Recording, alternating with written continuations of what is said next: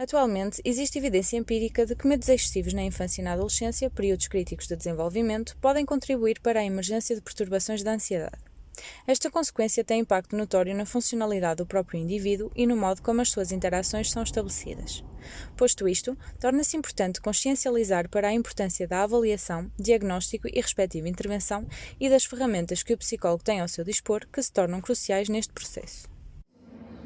Bom dia, com esse propósito, no podcast desta semana temos connosco uma convidada, a Joana Araújo. Olá, Joana. Muito bom dia. Uma especialista na área da psicopatologia da criança e do adolescente que nos vem falar um pouco de um dos instrumentos mais utilizados para a avaliação de fobias específicas nestas faixas etárias. Bom dia, mais uma vez agradeço desde já a oportunidade de estar aqui e o convite. E sim, é verdade, hoje venho falar-vos do popular Fear Survive Schedule for Children, Revise, do FSSCR, de Hollandic, uma revisão do inventário de autorrelato de Scherer e Nakamura, e aproveito este momento para salientar o facto de não ser consensual entre a comunidade científica a existência empiricamente validada desta versão revista aferida para a população portuguesa. Ou seja, de uma forma muito simplificada, o que eu quero dizer é, apesar de já existirem adaptações feitas deste instrumento para a população portuguesa, a escassez de dados inviabiliza as versões adaptadas existentes e, portanto, aquilo que podemos concluir é que os dados acerca da nossa população acabam por ser muito restritos e, como tal, não são representativos da mesma. Isso leva a que querem interpretações, querem aplicações, se tenha na sua base a amostra americana. Ok, muito bem. Então, vamos definir alguns tópicos-chave para apresentar de forma sucinta este instrumento.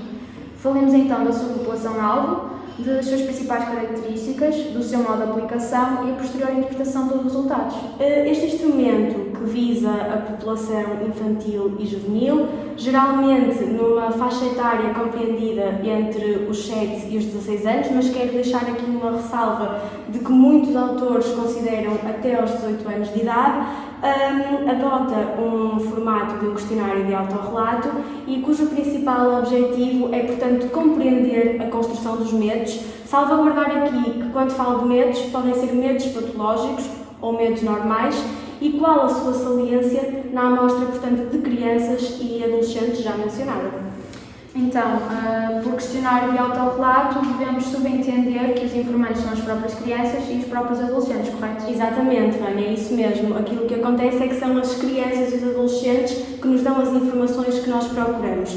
Efetivamente, é um questionário que é composto por 80 itens e esses 80 itens encontram-se organizados por 5 fatores distintos. E quando eu digo 5 fatores distintos, destaco respectivamente o medo face ao desconhecido, o medo de ferimentos e animais, o medo relativo ao perigo e à morte, o medo dos artes médicos e ainda o medo face ao fracasso e à crítica. E se estivéssemos aqui até numa conversa mais aprofundada, veríamos que esse medo do fracasso e da crítica é sobretudo um medo que acompanha o adolescente, porque é um medo sobretudo social.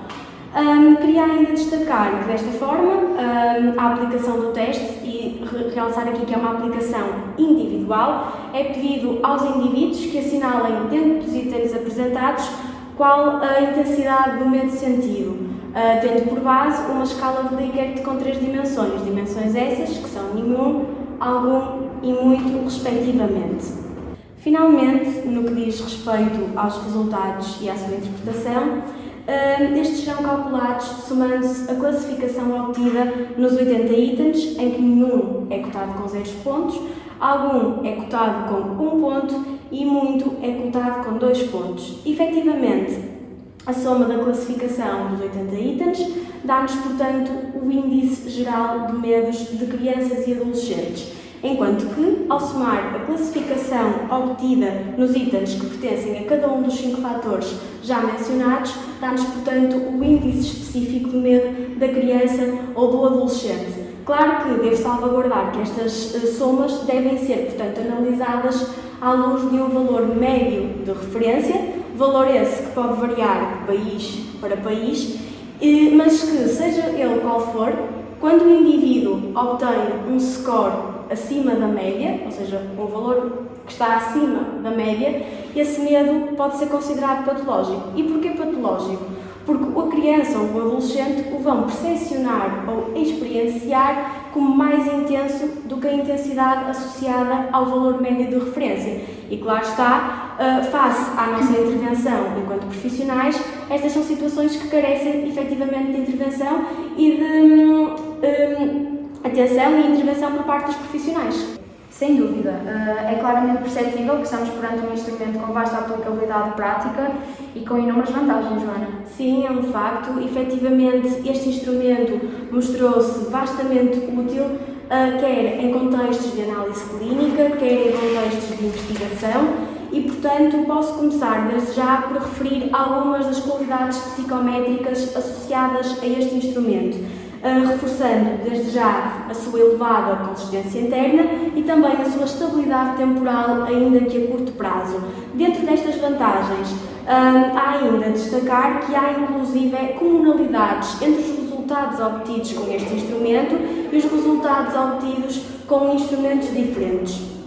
Para além disso, e com base no que eu também já fui falando como descrição deste instrumento, o facto de ele se encontrar organizado por fatores, para além de permitir uma avaliação generalizada dos medos, permite uma avaliação muito mais independente face aos diversos medos existentes, e a partir disso é possível alcançar informação que nos dê áreas que sejam possíveis de trabalhar com os nossos clientes, com os nossos pacientes, e, portanto, acaba por ser uma dimensão muito mais focalizada e específica às suas necessidades e àquilo que precisa, naturalmente. Para terminar, dentro destas vantagens, gostaria ainda de dizer que este instrumento permite identificar quer os medos normais, quer os medos patológicos, e qual a sua incidência, portanto, na camada de jovens e crianças associadas. Muito bem. Com certeza que enquanto profissional e dada a experiência que adquiriu ao longo dos anos, consegue ainda assim identificar algumas limitações. Sem dúvida, Vânia. Este instrumento, como qualquer outro, apresenta de facto certos e determinados aspectos mais negativos que podem comprometer a validade dos resultados obtidos. Assim, começo por mencionar o número excessivo de itens que compõem este teste, tendo como referência a sua população-alvo, ou seja, sabendo, como eu já referi anteriormente, que é um instrumento que é aplicável a crianças e adolescentes e tomando como referência os 80 itens que o compõem, é possível pensar e é expectável deduzir a diminuição da concentração do informante à medida que os itens do teste avançam.